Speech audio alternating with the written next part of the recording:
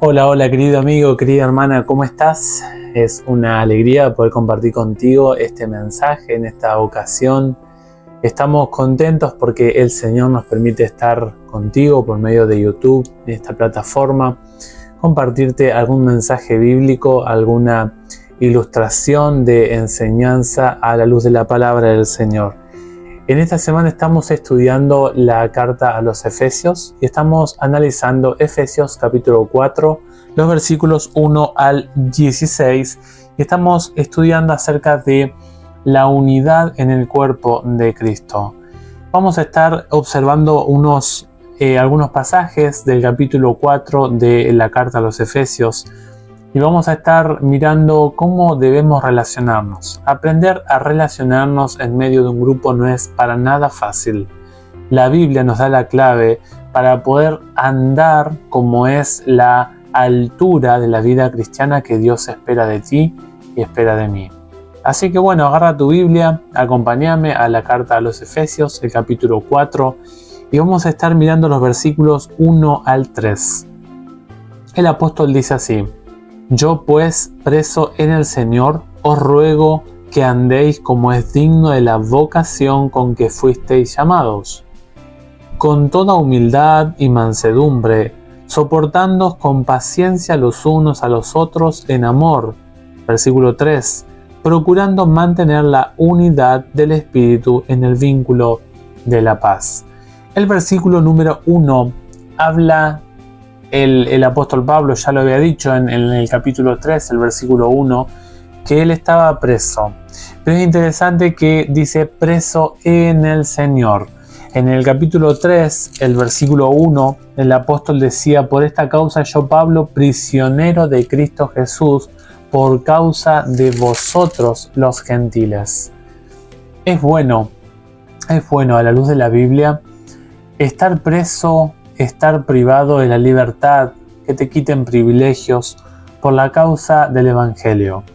El Evangelio tiene un precio y si tú estás dispuesto o dispuesta a pagar ese precio, sentite privilegiada.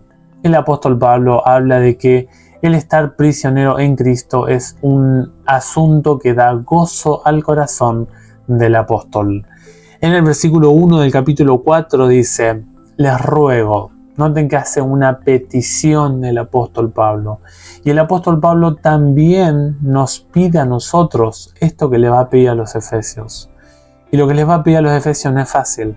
No es fácil porque el relacionarte con otro demanda que seas o lo trates de una forma particular a la luz de la Biblia. Tú, cuando te relacionas con los demás, sea en este caso es un contexto bíblico, eclesiástico, ¿no? Pero lo puedes aplicar en todas tus relaciones. La Biblia dice que nosotros tenemos un llamado.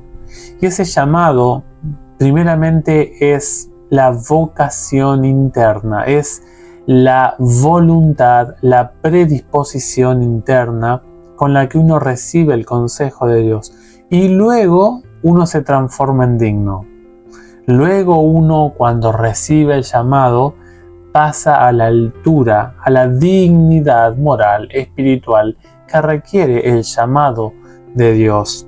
Dice el texto: que andéis como es digno de la vocación con que fuisteis llamados. Hay una vocación interna, hay una preparación interna. Y luego de esa preparación interna, lo que ocurre es una manifestación de lo externo. A veces nos preocupamos más por la conducta externa. Y eso es no tan importante a la luz de la Biblia, sino la transformación es entender que dentro de mí está el mal. Dentro mío está lo impío, lo malévolo, lo que se aleja de Dios. Y dejar que Dios entre en la vida. Dejar que el llamado de Dios encuentre un espacio en nuestra vida personal, en nuestro corazón, en ese lugar tan íntimo que es un espacio que no entran todos, ¿no? El pasaje dice que andéis. Acá nosotros tenemos una responsabilidad. El apóstol viene hablando de los privilegios que Dios nos ha regalado en Cristo. En el capítulo 1, en el capítulo 2 nos habla de nuestro pasado. En el capítulo número 3 también nos habla acerca de haber recibido el misterio de Dios, recibir el poder de Dios para comprender el misterio de Dios. Y ahora nos habla de una responsabilidad. Nota que el pasaje dice: os ruego que andéis. Es un deber. El andar es una forma de conducirte en la vida. Dice como es digno, como es estar a la altura, estar a la medida de la vocación con que fuisteis llamados. ¿Y cómo debemos atender a esa vocación a la cual fuimos llamados? Bueno, dice el versículo 2, con toda, no con una parte, con toda humildad y mansedumbre, soportándoos con paciencia los unos a los otros en amor. Qué difícil es este pasaje, qué difícil, y sobre todo la parte práctica, porque el pasaje te dice, tenés que menospreciarte a ti. La palabra allí, humildad, es degradación, es sentirte menos que el otro, es hacerte siervo del otro, es entregarte para acompañar en lo que el otro necesite. Y eso no es fácil, no es fácil. El Señor Jesús dice, yo no vine para ser servido, sino para servir. El Señor Jesús vino como servidor. Él dijo allá en Mateo 11, yo soy manso y humilde. No es fácil ser humilde. El pasaje dice con humildad y mansedumbre. ¿Cómo me gustaría tener esta cualidad? ¿Cómo me gustaría que la podamos desarrollar? Y esto viene solamente en relación al Espíritu Santo. La palabra mansedumbre tiene que ver con evitar reaccionar ante un agravio que se me hace. Tengo todo el derecho para reaccionar, pero no reacciono, sino que mi respuesta es la dulzura, es el buen trato, es ser pacífico, es buscar la armonía con el otro, la mansedumbre. Los mansos, dijo Jesús, heredarán la tierra, ¿no? Qué importante. Y luego dice, soportándoos. Qué difícil es esta palabra. Esta palabra soportándoos involucra sufrimiento. Involucra pasar un momento de tristeza, un momento de no felicidad, un momento de angustia, un momento de dolor, un momento en el que se me saca de mi zona de confort. ¿Cuánto necesitamos aprender este pasaje? Acá está la clave. Manéjate con humildad. Siempre considera al otro como mejor que a ti mismo.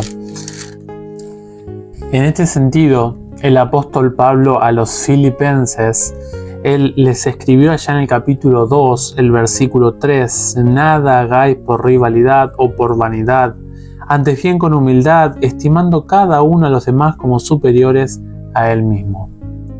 Hazte siervo del otro. Considera al otro tu amo. Así como Jesús se agachó y lavó los pies del traidor Judas. Tú también puedes tener esta actitud. No es fácil, es un desafío, pero es lo que dice la Biblia. La Biblia dice que cuando te relaciones con los otros, si tú quieres tener una relación de acuerdo a lo que dice la Biblia, por más de que te humillen, por más de que te maltraten, preso como estaba el apóstol Pablo, tú debes recordar la norma o el concepto de dignidad según la Biblia. El concepto de dignidad según la Biblia es considerar al prójimo, considerar al otro como mayor que ti mismo. Es la clave. Aquí dice el pasaje, considerad a los otros, dice, estimando cada uno a los demás como superiores a él mismo. Filipenses 2, versículo 3.